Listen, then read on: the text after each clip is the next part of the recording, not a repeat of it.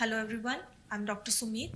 ਅੱਜ ਅਸੀਂ ਗੱਲ ਕਰਾਂਗੇ ਫਾਈਬਰੋਇਡ ਯੂਟਰਸ, ਜਿਹਨੂੰ ਕਿ ਬੱਚੇਦਾਨੀ ਦੀ ਰਸੌਲੀ ਵੀ ਕਹਿੰਦੇ ਆ ਨੋਰਮਲ ਭਾਸ਼ਾ ਵਿੱਚ।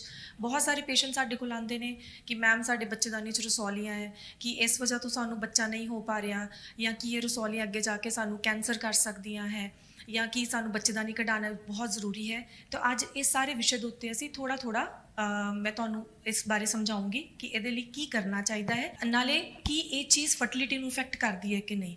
ਸਭ ਤੋਂ ਪਹਿਲਾਂ ਬੇਸਿਕ ਚੀਜ਼ ਹੈ ਕਿ ਫਾਈਬਰੋਇਡ ਯੂਟਰਸ ਹੁੰਦਾ ਕੀ ਹੈ, ਬੱਚੇਦਾਨੀ ਦੀ ਰਸੌਲੀ ਹੈ ਕੀ। ਇਹ ਬੱਚੇਦਾਨੀ ਦੀ ਜਿਹੜੀ ਵਾਲ ਹੈ ਉਹਦੇ ਅੰਦਰ ਤੁਸੀਂ ਸਿੰਪਲ ਜੀ ਕਿ ਮਸਲਸ ਦੀ ਗੰਢਾਂ ਹੁੰਦੀਆਂ ਜਿਹਨੂੰ ਅਸੀਂ ਫਾਈਬਰੋਇਡ ਯੂਟਰਸ ਕਹਿੰਦੇ ਨੇ। ਇਹਦੇ 'ਚ ਪੇਸ਼ੈਂਟ ਬਹੁਤ ਸਾਰੀ ਤਕਲੀਫਾਂ ਦੇ ਨਾਲ ਆਉਂਦਾ ਹੈ, ਔਰ ਜੋ ਵੀ ਤਕਲੀਫ ਹੈ ਉਹ ਡਿਪੈਂਡ ਕਰਦੀ ਹੈ ਉਹ ਫਾਈਬਰੋਇਡ ਕਿੱਥੇ ਹੈ, ਕਿ ਉਹ ਬੱਚੇਦਾਨੀ ਦੇ ਅੰਦਰ ਵਾਲੇ ਪਾਸੇ ਹੈ ਜਾਂ ਬਾਹਰ ਹੈ ਜਾਂ ਬੱਚੇਦਾਨੀ ਦੀ ਵਾਲ ਦੇ ਅੰਦਰ ਹੈ, ਅਤੇ ਉਸ ਮੁਤਾਬਿਕ ਹੀ ਉਹਦਾ ਟਰੀਟਮੈਂਟ ਹੋਣਾ ਚਾਹੀਦਾ। ਸਭ ਤੋਂ ਇੰਪੋਰਟੈਂਟ ਜਿਹੜੀ ਗੱਲ ਮੈਂ ਸਾਰਿਆਂ ਨੂੰ ਕਹਿਣਾ ਚਾਹੁੰਦੀ ਹੈ ਕਿ ਬੱਚੇਦਾਨੀ ਦੀ ਰਸੌਲੀ ਹੋਣਾ ਜੇ ਸਭ ਤੋਂ ਵੱਡਾ ਡਰ ਹੈ ਕੈਂਸਰ, ਤਾਂ ਫਰਸਟ ਥਿੰਗ ਇਜ਼ ਕਿ ਤੁਸੀਂ ਉਹਦੇ ਲਈ ਨਾ ਡਰੋ। ਦੂਸਰੀ ਗੱਲ ਹੈ, ਜਦੋਂ ਵੀ ਸਾਡੇ ਕੋਲ ਕੋਈ ਪੇਸ਼ੈਂਟ ਆਉਂਦਾ ਹੈ ਉਹਨੂੰ ਡਾਇਗਨੋਜ਼ ਕਰਨਾ ਕਿ ਬੱਚੇਦਾਨੀ ਦੀ ਰਸੌਲੀ ਕਿੱਥੇ ਹੈ ਬਹੁਤ ਜ਼ਰੂਰੀ ਹੈ। ਉਹਦੇ ਲਈ ਇੱਕ ਸਿੰਪਲ ਸਕੈਨ ਦੀ ਲੋੜ ਹੁੰਦੀ ਹੈ ਜਿਹਦੇ ਨਾਲ ਕਿ ਅਸੀਂ ਦੱਸ ਸਕਦੇ ਹਾਂ ਕਿ ਹਾਂ ਬੱਚੇਦਾਨੀ ਦੀ ਰਸੌਲੀ ਕਿੱਥੇ ਹੈ ਅਤੇ ਉਹਦਾ ਸਾਈਜ਼ ਕੀ ਹੈ। ਫੋਰ ਐਗਜ਼ਾਮਪਲ ਮੇਰੇ ਕੋਲ ਇੱਕ ਪੇਸ਼ੈਂਟ ਆਇਆ ਆਪਣੀ ਕੰਪਲੇਨਸ ਲੈ ਕੇ ਕਿ ਮੈਮ ਮੈਨੂੰ ਪੀਰੀਅਡਸ ਦੇ ਵਿੱਚ ਬਹੁਤ ਜ਼ਿਆਦਾ ਬਲੀਡਿੰਗ ਹੁੰਦੀ ਹੈ, ਮੈਨੂੰ ਬਹੁਤ ਜ਼ਿਆਦਾ ਦਰਦ ਹੁੰਦਾ ਹੈ, ਅਤੇ ਉਹਦੇ ਲਈ ਇੱਕ ਸਕੈਨ ਦੇ ਰਾਹੀਂ ਅਸੀਂ ਇਹ ਦੱਸ ਸਕਦੇ ਹਾਂ ਕਿ ਹਾਂ ਫਾਈਬਰੋਇਡ ਦਾ ਕੀ ਸਾਈਜ਼ ਹੈ, ਫਾਈਬਰੋਇਡ ਦੀ ਕੀ ਪੋਜੀਸ਼ਨ ਹੈ। ਬੇਸਿਕਲੀ ਅਗਰ ਸਮਝਾਉਣਾ ਚਾਹਵਾਂ ਮੈਂ, ਅਗਰ ਫਾਈਬਰੋਇਡ ਯੂਟਰਸ ਦੇ ਬਾਹਰ ਹੈ ਤੇ ਮੋਸਟਲੀ ਪੇਸ਼ੈਂਟ ਨੂੰ ਜਿਹੜੇ ਸਿੰਪਟਮਸ ਹੁੰਦੇ ਨੇ ਉਹ ਹੁੰਦੇ ਨੇ ਉਹਦੇ, ਅਗਰ ਉਹਦਾ ਸਾਈਜ਼ ਫੋਰ ਐਗਜ਼ਾਮਪਲ 3 ਜਾਂ 4 ਸੈਂਟੀਮੀਟਰ ਤੋਂ ਵੱਧ ਹੈ ਔਰ ਆਸ-ਪਾਸ ਦੇ ਆਰਗਨਸ ਨੂੰ ਦਬਾਅ ਪਾ ਰਿਹਾ ਹੈ, ਤੇ ਪੇਸ਼ੈਂਟ ਸਾਨੂੰ ਕਹਿ ਸਕਦਾ ਹੈ ਕਿ ਮੈਮ ਮੈਨੂੰ ਪੇਟ 'ਚ ਦਰਦ ਹੁੰਦੀ ਹੈ। ਕਈਆਂ ਨੂੰ ਅਗਰ ਬਹੁਤ ਜ਼ਿਆਦਾ ਫਾਈਬਰੋਇਡ ਨਿਚਲੇ ਪਾਸੇ ਹੈ, ਪਿਛਲੇ ਔਰ ਨਿਚਲੇ ਪਾਸੇ ਹੈ, ਤੇ ਪੇਸ਼ੈਂਟ ਨੂੰ ਬਹੁਤ ਜ਼ਿਆਦਾ ਕੌਨਸਟੀਪੇਸ਼ਨ ਦੀ ਪ੍ਰੋਬਲਮ ਰਹਿੰਦੀ ਹੈ।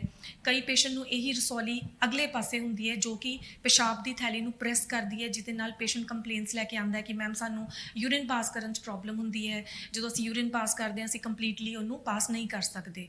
ਦੂਸਰਾ ਜਿਹੜਾ ਇੱਕ ਬਹੁਤ ਕਾਮਨ ਆਉਂਦਾ ਹੈ ਕਿ ਸਾਨੂੰ ਦਰਦ ਹੁੰਦੀ ਹੈ ਬਹੁਤ ਜਦੋਂ ਸਾਨੂੰ ਪੀਰੀਅਡਸ ਆਉਂਦੇ ਨੇ ਜਾਂ ਸਾਨੂੰ ਕਲੌਟਸ ਨਿਕਲਦੇ ਨੇ।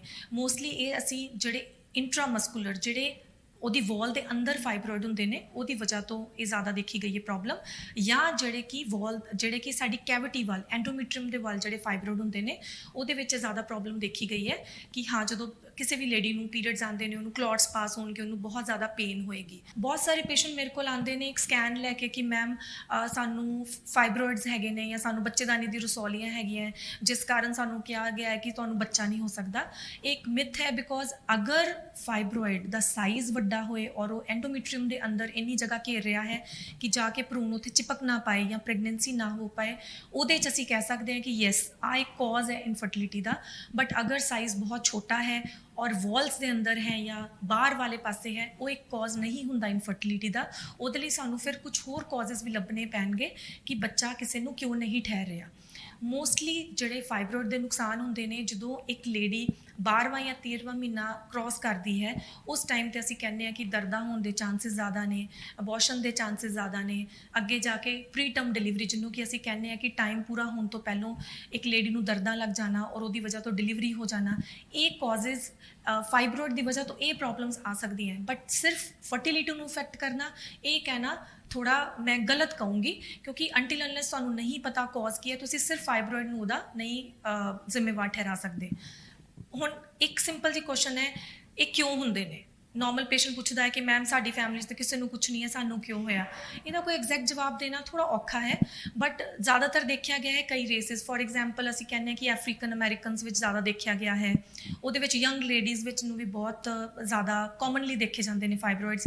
ਸਾਡੀ ਜਿਹੜੀ ਏਸ਼ੀਅਨ ਰੇਸ ਹੈ ਉਹਦੇ ਵਿੱਚ ਨੋਰਮਲੀ ਦਿਖਦੇ ਨੇ, ਬਟ 40-50 ਤੋਂ ਬਾਅਦ ਜਦ ਤੱਕ ਕਿ ਮੋਸਟਲੀ ਫੈਮਲੀਜ਼ ਕੰਪਲੀਟ ਹੋ ਚੁੱਕੀਆਂ ਹੁੰਦੀਆਂ ਹੈ। ਸੋ ਜਦੋਂ ਵੀ ਸਾਡੇ ਪੇਸ਼ੈਂਟ ਆਉਂਦੇ ਨੇ ਛੋਟੇ ਛੋਟੇ ਫਾਈਬਰੋਇਡਸ ਲੈ ਕੇ 40-50 ਦੀ ਏਜ ਵਿੱਚ ਆ ਜਾਂਦੇ ਨੇ ਕਿ ਮੈਮ ਦੇਖੋ ਸਾਨੂੰ ਤਾਂ ਰਸੌਲੀ ਹੋ ਗਈ ਕਿ ਇਹ ਕੈਂਸਰ ਹੋ ਜਾਏਗਾ। ਸੋ ਸਾਡੇ ਵਾਲੇ ਪਾਸੇ ਥੋੜ੍ਹਾ ਜਿਹਾ ਲੇਟ ਆਉਂਦੇ ਨੇ।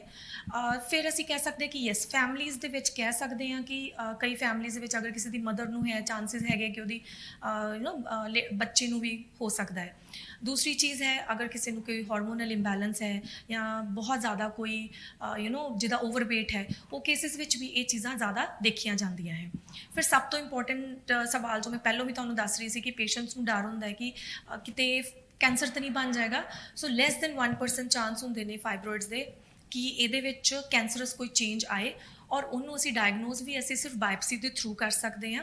ਸੋ ਇਫ ਇਨ ਕੇਸ ਕਿਸੇ ਨੂੰ 40 ਜਾਂ 50 ਦੀ ਏਜ ਵਿੱਚ ਕੋਈ ਫਾਈਬਰੋਇਡ ਡਾਇਗਨੋਜ਼ ਹੋਇਆ ਹੈ, ਅਸੀਂ ਉਹਨੂੰ ਕਹਿੰਦੇ ਹਾਂ ਕਿ ਤੁਸੀਂ ਇੱਕ ਰੈਗੂਲਰ ਚੈੱਕਅਪ ਕਰਾਉਂਦੇ ਰਹੋ, ਐਵਰੀ 6 ਮੰਥਸ 1 ਈਅਰ ਬਾਅਦ ਇੱਕ ਸਕੈਨ ਕਰਾ ਕੇ ਦੇਖ ਲਓ ਕਿ ਇਹਦਾ ਸਾਈਜ਼ ਬਹੁਤ ਜ਼ਿਆਦਾ ਵੱਡਾ ਤਾਂ ਨਹੀਂ ਹੋ ਰਿਹਾ। ਉਹ ਇੱਕ ਤਰੀਕਾ ਹੋ ਸਕਦਾ ਜਿਹਦੇ ਨਾਲ ਸਾਨੂੰ ਕਲੀਅਰ ਹੋ ਜਾਏਗਾ ਕਿ ਕੈਂਸਰ ਵਾਲਾ ਜੋ ਡਰ ਇੱਕ ਬੈਠਾ ਹੋਇਆ ਹੈ ਉਹ ਤੁਹਾਡਾ ਖਤਮ ਹੋ ਸਕਦਾ ਹੈ। ਬਟ ਅਦਰਵਾਈਜ਼ ਸਟੱਡੀਜ਼ ਵੀ ਕਹਿੰਦੀਆਂ ਕਿ ਲੈਸ ਦੈਨ 1% ਚਾਂਸਿਸ ਹੈ ਕਿ ਫਾਈਬਰੋਇਡਸ ਕੈਂਸਰ ਵਿੱਚ ਬਦਲਣ। ਹੁਣ ਆ ਜਾਂਦਾ ਹੈ ਕਿ ਅਗਰ ਪੇਸ਼ੈਂਟ ਤੁਹਾਡੇ ਕੋਲ ਆਇਆ ਹੈ ਕਿਸੇ ਵੀ ਤਰ੍ਹਾਂ ਦੀ ਆਪਣੇ ਕੰਪਲੇਂਟਸ ਦੇ ਨਾਲ, ਭਾਵੇਂ ਉਹ ਪ੍ਰੈਸ਼ਰ ਸਿੰਪਟਮਸ ਹੋਣ, ਭਾਵੇਂ ਉਹ ਬਲੀਡਿੰਗ ਹੋਏ, ਭਾਵੇਂ ਉਹ ਇਨਫਰਟੀਲਿਟੀ ਹੋਏ, ਤੁਸੀਂ ਉਹਨੂੰ ਕਿਵੇਂ ਟਰੀਟ ਕਰਨਾ ਹੈ। ਦੇਖੋ, ਟਰੀਟਮੈਂਟ ਡਿਪੈਂਡ ਕਰਦਾ ਹੈ ਉਹਦੇ ਸਾਈਜ਼ ਦੇ ਉੱਪਰ, ਉਹਦੀ ਪੋਜੀਸ਼ਨ ਦੇ ਉੱਪਰ ਫਾਈਬਰੋਇਡ ਦੀ, ਔਰ ਤੁਹਾਡੀ ਏਜ ਦੇ ਉੱਪਰ। ਅਗਰ ਮੇਰੇ ਕੋਲ ਕੋਈ ਲੇਡੀ ਆਉਂਦੀ ਹੈ ਕਿ ਜੀ ਮੈਨੂੰ ਪ੍ਰੈਸ਼ਰ ਸਿੰਪਟਮਸ ਹੈਗੇ ਨੇ ਔਰ ਸਾਈਜ਼ ਆਫ ਫਾਈਬਰੋਇਡ ਮੈਂ ਕਹਾਂ ਕਿ 4-5 ਸੈਂਟੀਮੀਟਰ ਹੈ, ਤੇ ਉਹਦੇ 'ਚ ਮੈਂ ਉਹਨੂੰ ਕਹੂੰਗੀ ਕਿ ਯੈਸ, ਉਹਨੂੰ ਕੱਢਣਾ ਪੈ ਸਕਦਾ ਹੈ।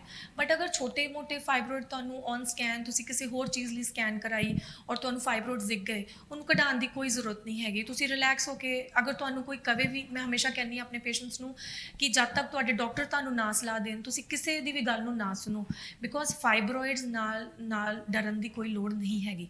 ਅਗਰ ਕੋਈ ਪੇਸ਼ੈਂਟ ਮੇਰੇ ਕੋਲ ਆਉਂਦਾ ਹੈ ਕਿ ਮੈਨੂੰ ਬਹੁਤ ਜ਼ਿਆਦਾ ਬਲੀਡਿੰਗ ਹੋ ਰਹੀ ਹੈ ਪੀਰੀਅਡਸ ਦੇ ਵਿੱਚ ਔਰ ਫਾਈਬਰੋਇਡ ਯੂਟਰਸ ਦੇ ਅੰਦਰ ਵਾਲੇ ਪਾਸੇ ਹੈ, ਤਾਂ ਵੀ ਅਸੀਂ ਇਹੀ ਦੇਖਦੇ ਹਾਂ ਕਿ ਕੀ ਉਹ ਮੈਡੀਸਨਸ ਦੇ ਨਾਲ ਖਤਮ ਹੋ ਸਕਦਾ ਹੈ। ਅਗਰ ਮੈਡੀਸਨ ਦੇ ਨਾਲ ਉਹਦੇ ਸਿੰਪਟਮਸ ਨੂੰ ਰਿਲੀਫ ਮਿਲਦਾ ਹੈ ਤੇ ਡੈਫੀਨੇਟਲੀ ਜਿਹੜਾ ਪਹਿਲਾ ਲਾਈਨ ਆਫ ਮੈਨੇਜਮੈਂਟ ਉਹ ਮੈਡੀਸਨਸ ਹੁੰਦੀਆਂ ਹੈ, ਐਂਡ ਉਸ ਤੋਂ ਬਾਅਦ ਹੀ ਅਸੀਂ ਆਪਰੇਟਲੀ ਐਡਵਾਈਜ਼ ਕਰਦੇ ਹਾਂ। ਅਗਰ ਫਾਈਬਰੋਇਡ ਦਾ ਸਾਈਜ਼ 4 ਸੈਂਟੀਮੀਟਰ ਜਾਂ 4.5 ਜਾਂ 5 ਤੋਂ ਜ਼ਿਆਦਾ ਅਗਰ ਉਹਦਾ ਸਾਈਜ਼ ਹੋਏ ਫਾਈਬਰੋਇਡ ਦਾ, ਔਰ ਕੋਈ ਨਾ ਕੋਈ ਬਹੁਤ ਮੇਜਰ ਦਿੱਕਤ ਕਰ ਰਿਹਾ ਪੇਸ਼ੈਂਟ ਨੂੰ, ਤਾਂ ਅਸੀਂ ਕਿਸੇ ਨੂੰ ਵੀ ਐਡਵਾਈਜ਼ ਕਰਦੇ ਹਾਂ ਕਿ ਤੁਸੀਂ ਆਪਣੇ ਫਾਈਬਰੋਇਡਸ ਕਢਾ ਲਓ। ਕਈ ਪੇਸ਼ੈਂਟ ਕਹਿੰਦੇ ਨੇ ਕਿ ਮੈਮ ਅਗਰ ਅਸੀਂ ਸਰਜਰੀ ਲਈ ਜਾਵਾਂਗੇ, ਜਿਹਨੂੰ ਕਿ ਅਸੀਂ ਮਾਇਓਮੈਕਟਮੀ ਕਹਿੰਦੇ ਹਾਂ, ਕਿ ਸਾਡੀ ਬੱਚੇਦਾਨੀ ਵੀ ਕੱਢਣੀ ਪਏਗੀ। ਸੋ ਚਾਂਸਿਸ ਜਿਹੜਾ ਬੱਚੇਦਾਨੀ ਕੱਢਣ ਦਾ ਉਹ ਬਹੁਤ ਘੱਟ ਹੁੰਦੇ ਨੇ ਮਾਇਓਮੈਕਟਮੀ ਦੇ। ਮਾਇਓਮੈਕਟਮੀ ਅੱਜ ਕੱਲ੍ਹ ਲੈਪਰੋਸਕੋਪਿਕਲੀ ਕਰ ਸਕਦੇ ਹਾਂ। ਅਗਰ ਬਹੁਤ ਵੱਡਾ ਫਾਈਬਰੋਇਡ ਹੈ, ਕਦੀ ਸਾਨੂੰ ਲੈਪਰੋਟਮੀ ਵੀ ਕਰਨੀ ਪੈਂਦੀ ਹੈ, ਜਿਹਦੇ ਨਾਲ ਕਿ ਅਸੀਂ ਪ੍ਰੋਪਰ ਚੀਰਾ ਦੇਣਾ ਪੈਂਦਾ ਹੈ ਸਾਨੂੰ ਐਬਡੋਮਨ ਦੇ ਉੱਪਰ। ਅਗਰ ਅਸੀਂ ਇਲਾਜ ਦੀ ਗੱਲ ਕਰੀਏ ਤਾਂ ਸਾਡੇ ਕੋਲ ਸਰਜੀਕਲ ਮੈਥਡ ਵੀ ਹੈਗੇ ਆ ਤੇ ਮੈਡੀਕਲ ਮੈਥਡ ਵੀ ਹੈਗੇ ਨੇ। ਸਰਜੀਕਲ ਮੈਥਡ ਜਿਹਨੂੰ ਕਿ ਅਸੀਂ ਮਾਇਓਮੈਕਟਮੀ ਕਹਿੰਦੇ ਹਾਂ, ਜਿਹਦੇ ਨਾਲ ਕਿ ਅਸੀਂ ਫਾਈਬਰੋਇਡ ਨੂੰ ਯੂਟਰਸ ਚੋਂ ਕੱਢ ਸਕਦੇ ਹਾਂ। ਉਹ ਉਸ ਕੇਸਿਸ ਵਿੱਚ ਹੁੰਦਾ ਹੈ ਅਗਰ ਬਹੁਤ ਜ਼ਿਆਦਾ ਸਾਈਜ਼ ਬਹੁਤ ਵੱਧ ਰਿਹਾ ਹੈ, ਜਾਂ ਪੇਸ਼ੈਂਟ ਨੇ ਪ੍ਰੈਗਨੈਂਸੀ ਪਲਾਨ ਕਰਨੀ ਹੈ, ਜਾਂ ਪੇਸ਼ੈਂਟ ਨੇ IVF ਦੇ ਲਈ ਜਾਣਾ ਹੈ, ਉਹ ਕੇਸਿਸ ਵਿੱਚ ਅਸੀਂ ਕਿਸੇ ਵੀ ਪੇਸ਼ੈਂਟ ਨੂੰ ਐਡਵਾਈਜ਼ ਕਰਦੇ ਹਾਂ ਕਿ ਤੁਸੀਂ ਮਾਇਓਮੈਕਟਮੀ ਕਰਾ ਲਓ। ਮਾਇਓਮੈਕਟਮੀ ਵੀ ਲੈਪਰੋਸਕੋਪਿਕਲੀ ਵੀ ਕਰਾ ਸਕਦੇ ਹੋ, ਅਤੇ ਜਿੱਦਾਂ ਪਹਿਲਾਂ ਹੁੰਦੀ ਸੀ ਕਿ ਪੇਟ ਦੇ ਉੱਪਰ ਚੀਰਾ ਲਗਾ ਕੇ, ਜਿਹਨੂੰ ਅਸੀਂ ਲੈਪਰੋਟਮੀ ਕਹਿੰਦੇ ਹਾਂ, ਉੱਦਾਂ ਵੀ ਤੁਸੀਂ ਮਾਇਓਮੈਕਟਮੀ ਕਰਾ ਸਕਦੇ ਹੋ। ਫਿਰ ਹੋਰ ਬਹੁਤ ਸਾਰੇ ਤਰੀਕੇ ਜਿਹਦੇ ਨਾਲ ਕਿ ਅਸੀਂ ਫਾਈਬਰੋਇਡਸ ਨੂੰ ਟਰੀਟ ਕਰ ਸਕਦੇ ਹਾਂ। ਅਗਰ ਫਾਈਬਰੋਇਡਸ ਬਹੁਤ ਛੋਟੇ ਨੇ ਤਾਂ ਬਹੁਤ ਸਾਰੀ ਮੈਡੀਸਨ ਵੀ ਮਾਰਕੀਟ ਵਿੱਚ ਅਵੇਲੇਬਲ ਹੈਗੀ ਹੈ, ਜੋ ਕਿ ਤੁਹਾਡੇ ਡਾਕਟਰ ਅਕੋਰਡਿੰਗ ਟੂ ਤੁਹਾਡੇ ਮਾਇਓਮਾ ਦੇ ਸਾਈਜ਼ ਦੇ ਨਾਲ ਤੁਹਾਨੂੰ ਪ੍ਰਿਸਕ੍ਰਾਈਬ ਕਰ ਸਕਦੇ ਹੈ। ਫਿਰ ਕੁਝ ਪੇਸ਼ੈਂਟ ਹੈ ਜਿਨ੍ਹਾਂ ਦੀ ਫੈਮਿਲੀ ਕੰਪਲੀਟ ਹੋ ਚੁੱਕੀ ਹੁੰਦੀ ਹੈ ਔਰ ਕਹਿੰਦੇ ਕਿ ਅਸੀਂ ਫਾਈਬਰੋਇਡ ਦੇ ਲਈ ਸਰਜਰੀ ਨਹੀਂ ਕਰਨਾ ਚਾਹੁੰਦੇ, ਉਹਦੇ ਲਈ ਵੀ ਇੱਕ ਸੇਫ ਹੋਰ ਸਾਡੇ ਕੋਲ ਆਪਸ਼ਨ ਹੈਗੀ ਹੈ, ਜਿਹਨੂੰ ਅਸੀਂ ਯੂਟਰਾਈਨ ਆਰਟਰੀ ਐਂਬੋਲਾਈਜੇਸ਼ਨ ਕਹਿੰਦੇ ਨੇ, ਜਿਹਦੇ ਨਾਲ ਕਿ ਫਾਈਬਰੋਇਡ ਵਧਣਾ ਬੰਦ ਹੋ ਜਾਂਦਾ ਹੈ, ਉਹਦੀ ਸਾਈਜ਼ ਸ਼ਰਿੰਕ ਕਰਦਾ ਹੈ। ਇੱਕ ਨॉन ਸਰਜੀਕਲ ਵੇ ਹੈ ਫਾਈਬਰੋਇਡ ਨੂੰ ਟਰੀਟ ਕਰਨ ਦਾ। ਬਟ ਅਗਰ ਕਿਸੇ ਪੇਸ਼ੈਂਟ ਨੇ ਫਰਟੀਲਿਟੀ ਦੇ ਲਈ ਟਰੀਟਮੈਂਟ ਲੈਣਾ ਹੈ, ਫੋਰ ਐਗਜ਼ਾਮਪਲ ਉਹਨੂੰ ਬੱਚਾ ਨਹੀਂ ਹੋ ਰਿਹਾ ਹੈ ਔਰ ਫਾਈਬਰੋਇਡ ਕਿਸੇ ਨੂੰ ਪ੍ਰੈਜ਼ੈਂਟ ਹੈ, ਤੇ ਉਹਦੇ ਲਈ ਅਸੀਂ ਹਮੇਸ਼ਾ ਐਡਵਾਈਜ਼ ਕਰਦੇ ਹਾਂ ਗੋ ਫॉर ਮਾਇਓਮੈਕਟਮੀ, ਔਰ ਉਸ ਤੋਂ ਬਾਅਦ IVF ਜਾਂ ਕੋਈ ਵੀ ਆਪਣਾ ਫਰਟੀਲਿਟੀ ਦਾ ਟਰੀਟਮੈਂਟ ਕਰਾਓ, ਜਿਹਦੇ ਨਾਲ ਕਿ ਤੁਹਾਡੇ ਜਿਹੜੇ ਰਿਜ਼ਲਟਸ ਹੈ ਉਹ ਵੱਧ ਸਕਦੇ ਨੇ। ਇੱਕ ਹੋਰ ਸਿਨੈਰੀਓ ਹੁੰਦਾ ਹੈ ਕਿ ਪੇਸ਼ੈਂਟ ਨੂੰ ਇੱਕ ਪ੍ਰੀਵੀਅਸ 2 ਜਾਂ 3 ਵਾਰੀ ਮਾਇਓਮੈਕਟਮੀ ਹੋਈ ਹੈ, ਉਸ ਤੋਂ ਬਾਅਦ ਪੇਸ਼ੈਂਟ ਨੇ ਗੈਪ ਲੈ ਲਿਆ, ਔਰ ਟੈਂਡੈਂਸੀ ਬਹੁਤ ਜ਼ਿਆਦਾ ਹੁੰਦੀ ਨੇ ਫਾਈਬਰੋਇਡਸ ਦੀ ਕਿ ਜੋ ਤੁਸੀਂ ਇੱਕ ਵਾਰੀ ਫਾਈਬਰੋਇਡ ਕੱਢਿਆ ਉਹ ਦੁਬਾਰਾ ਆ ਜਾਏ।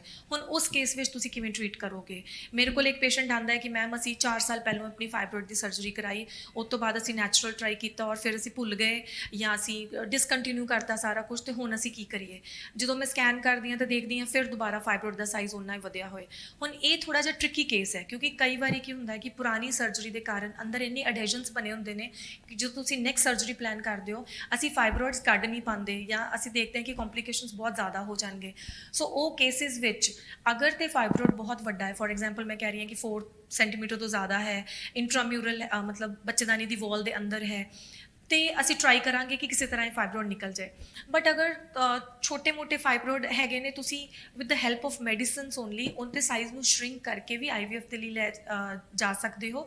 ਸੋ ਇੱਦਾਂ ਦਾ ਨਹੀਂ ਹੈ ਕਿ ਅਗਰ ਸਾਡੀ ਫਾਈਬਰੋਇਡ ਦੀ ਸਰਜਰੀ ਪਿਛਲੀ ਵਾਰ ਹੋ ਕੇ ਦੁਬਾਰਾ ਸਾਨੂੰ ਫਾਈਬਰੋਇਡ ਹੋ ਗਿਆ ਤਾਂ ਸਾਨੂੰ ਹਰ ਵਾਰੀ ਸਰਜਰੀ ਦੀ ਹੀ ਲੋੜ ਪਏਗੀ।